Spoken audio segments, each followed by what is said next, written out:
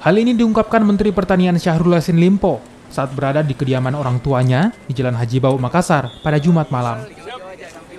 Antisipasi kekeringan di sejumlah daerah akan dilakukan dengan pencitraan satelit memanfaatkan teknologi artificial intelligence guna mengetahui daerah yang bersuhu panas. Kementerian Pertanian juga akan bekerja sama dengan BMKG, kepala daerah, hingga perangkat desa untuk memetakan daerah kering dan daerah basah. War Room juga akan dibuat untuk memantau daerah yang terkena kekeringan, termasuk daerah-daerah yang menggelar panen.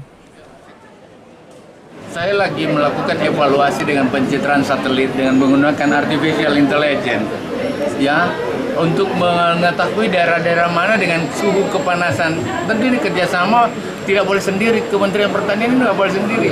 Dengan BMJ harus kerjasama, dengan Pak Gubernur harus kerjasama, dengan Pak Bupati, dan bahkan sampai kepala desa. Sehingga kita tahu daerah kering ini yang di sini, yang daerah mana yang sekarang masih bisa basah.